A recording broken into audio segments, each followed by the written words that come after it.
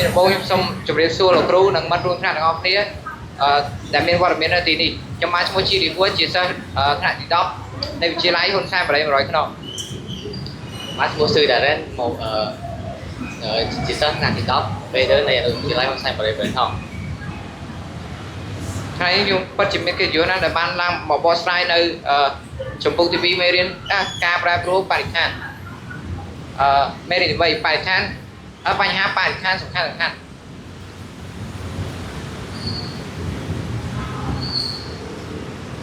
សំណួរចូលរៀបរាប់ពីមូលហេតុដែលនាំឲ្យមានការបំផ្លាញស្រទាប់អូសូនទាំងផលប៉ះពាល់ចំពោះបរិស្ថាន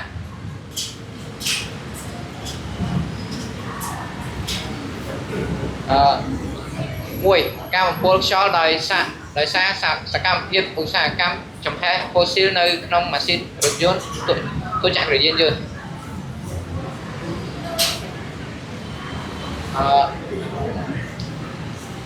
ភ្លៀងបង្កឲ្យមានភ្លៀងអាស៊ីតនិងផលប៉ះពាល់ពីការបំពុលខ្យល់និងបញ្ហាសួត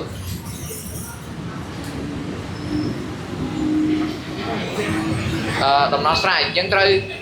ចូលរួមប្រើប្រាស់នៅការដូចជាការដើរការជិះកង់ឬស៊ីក្លូនិងការប្រើប្រាស់រថយន្តក្រុងឬម៉ូតូកង់3ម៉ូតូអគ្គិសនីឬកង់3ឥ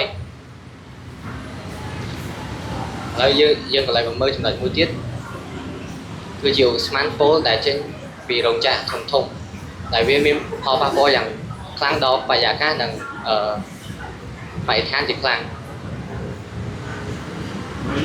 ហើយដំណោះស្រាយយើងត្រូវដើមឈើឲ្យបានច្រើនតាមផ្ទះឬតាមជុំវិញបរិស្ថានដើមឈើក៏មានសារៈប្រយោជន៍ណាស់ដោយវាបញ្ចេញនៅឧស្ម័នអុកស៊ីសែននិង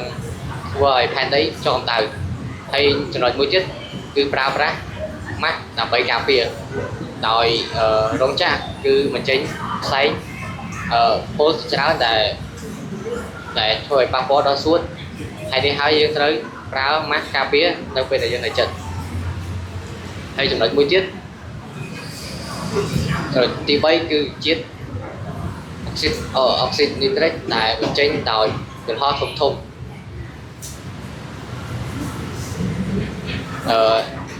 ឧស្ម័ននេះហើយដែលបញ្ចេញដោយយន្តហោះដែលធ្វើឲ្យប៉ះពាល់ដល់បរិស្ថានជាច្រើន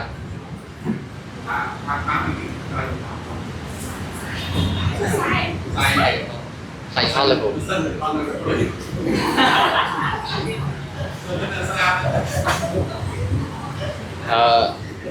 នេះគឺជាផលប៉ះពាល់គឺដោយអំណើនផល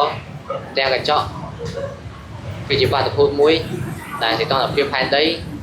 កើនឡើងហាប់ឧស្ម័នផ្ទះកញ្ចក់ក្នុងបរិយាកាសវាមានតួនាទីដំបូលចាប់យកកម្ដៅមិនឲ្យភាយចេញទៅលំហដែលបណ្ដាលមកពីសកម្មភាពរបស់មនុស្សដំណោះស្រាយយើងមិនគួរដុតសម្រាមព្រោះដល់សម្រាមអាចបញ្ចេញដោយឧស្ម័ន CO2 ហើយមួយទៀតយើងអាចបន្សំភ្លើងអគ្គិសនីដោយប្រើមានការសន្សំសំចៃ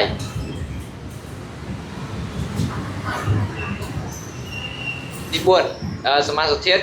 ក្លូរូផ្លុយអរ៉ូកាបូនមាននៅក្នុងអង្គធាតុរាវសម្រាប់ធ្វើជាមេត្រជាក់ក្នុងទូទឹកកកក្នុងកំប៉ុងបាញ់ថ្នាំនៅក្នុងរោងចក្រជ័រផ្លាស្ទិកវេចខ្ចប់ដំណោះស្រាយយើងប្រើទូទឹកកកថ្មីនិងទំនើបគ្មានសារធាតុក្លូរូផ្លុយអរ៉ូកាបូនជាចុងបញ្ចប់ខ្ញុំសូមអរគុណលោកគ្រូនិងមិត្តរួមថ្នាក់ទាំងអស់គ្នាដែលបានចំណាយពេលស្ដាប់ពួកខ្ញុំបកស្រាយសូមអរគុណ